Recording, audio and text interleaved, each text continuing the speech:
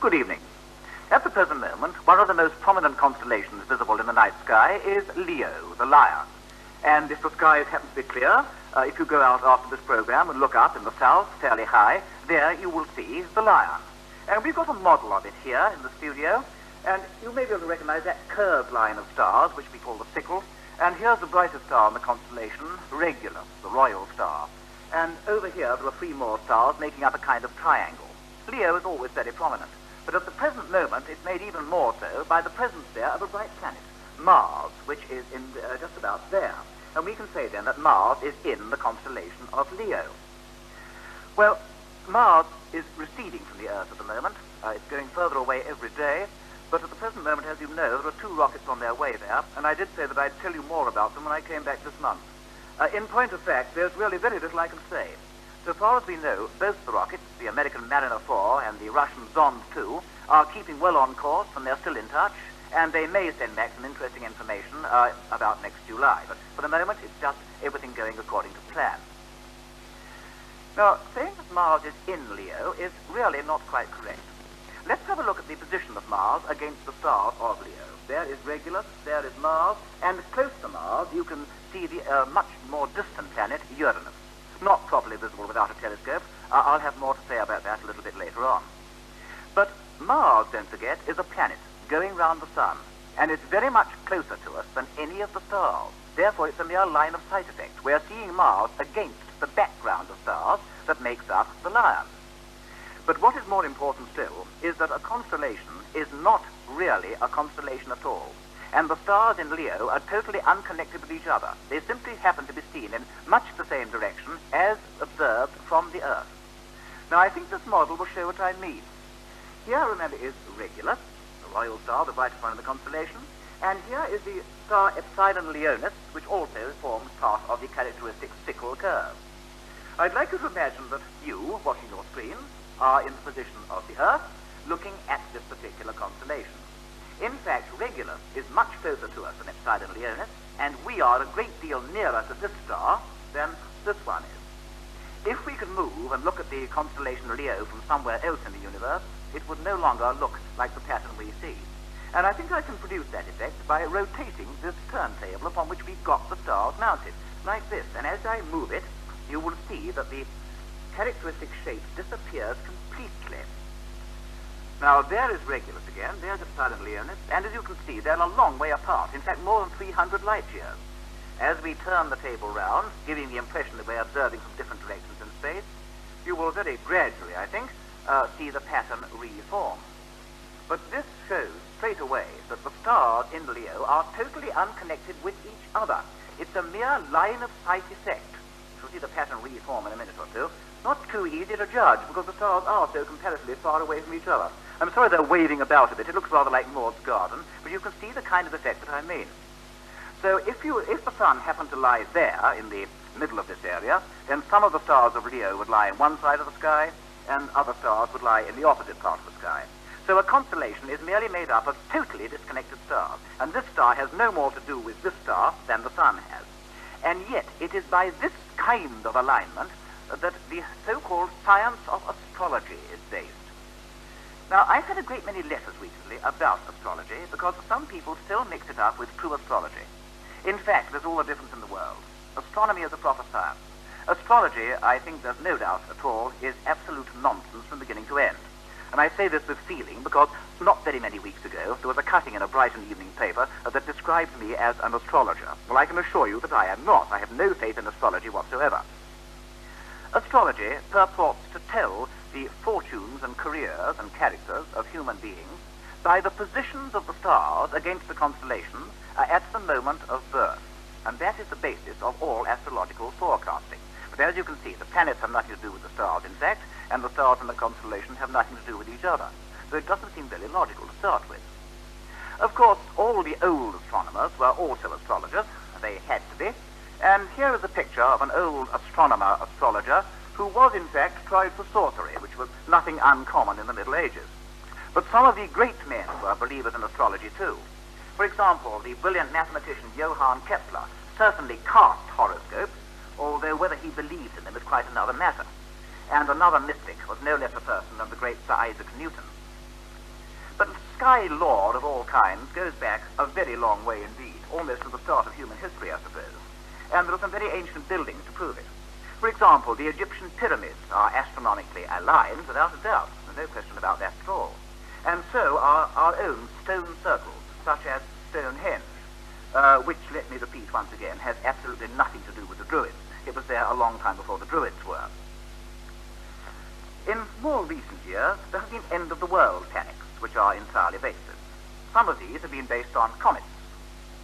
Now, I quite agree that a really brilliant comet must be a magnificent sight.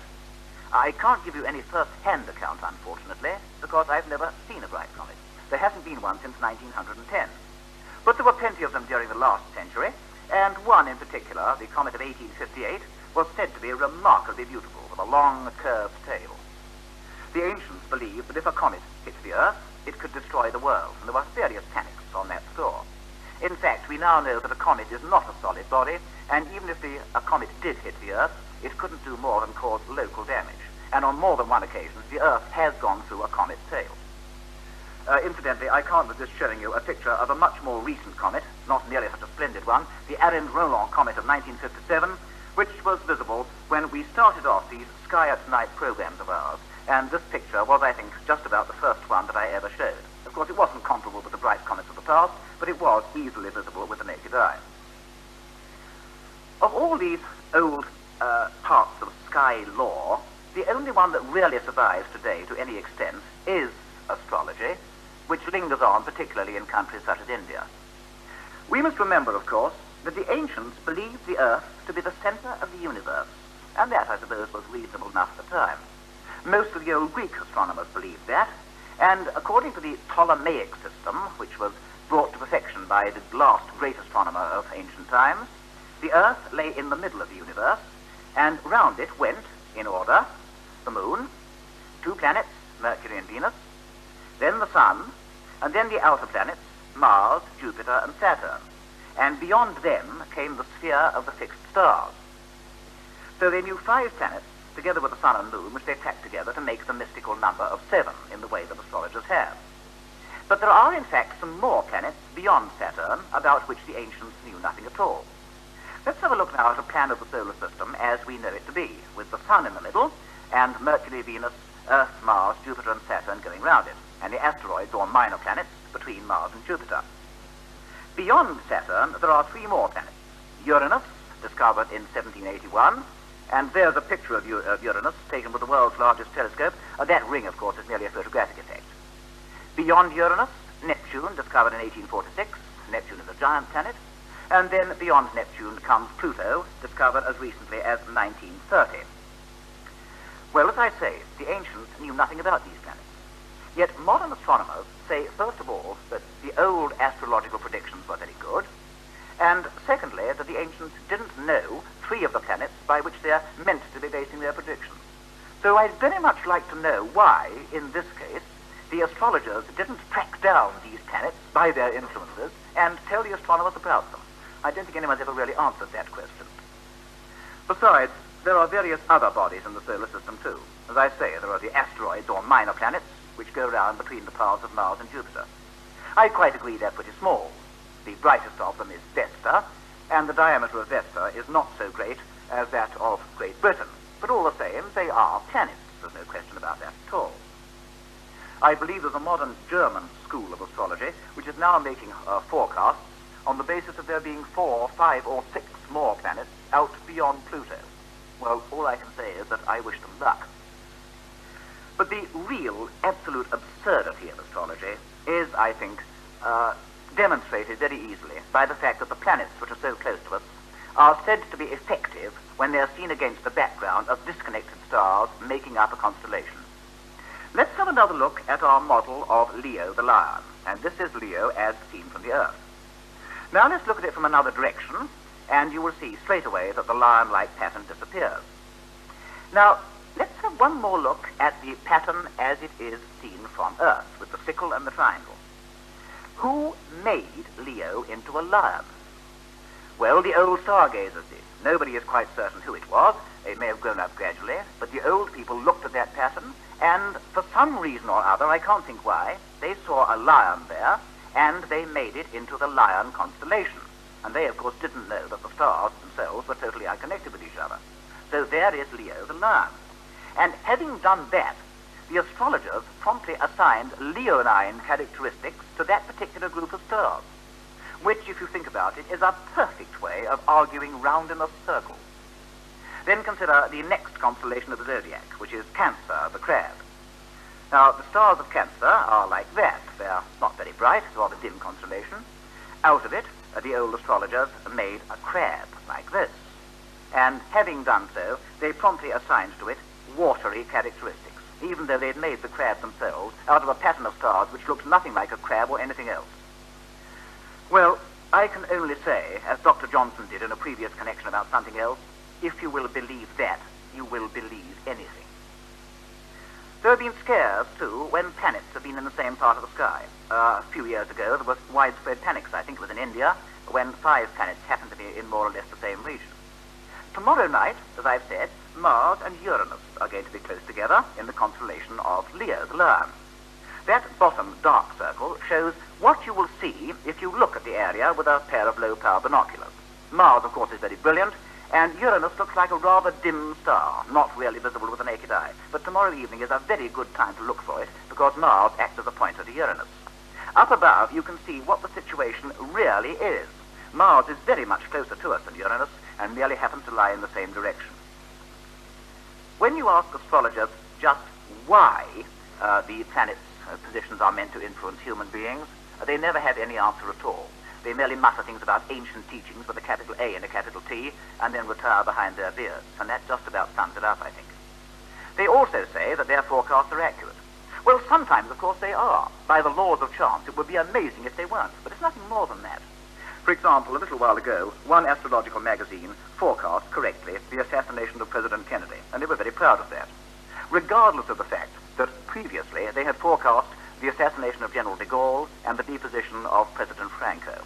So you see, you're bound to get correct forecasts sometimes, but it has nothing to do whatever with the positions of the planets and their orbits. And whatever you do, even though astrology is pretty harmless, and modern astrologers, like flat earthers, are perfectly sincere people, don't confuse astrology, which is baseless rubbish, with astronomy, which is an exact science.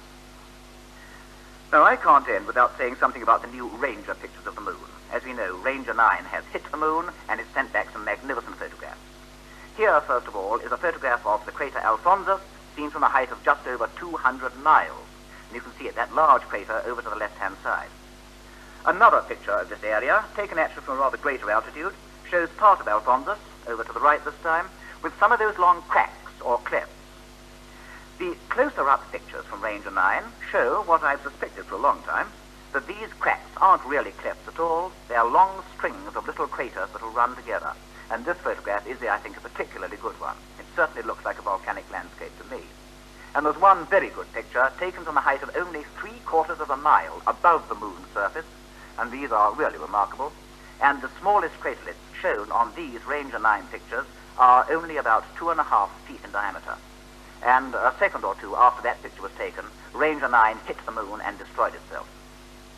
Well, this unquestionably has been a major triumph.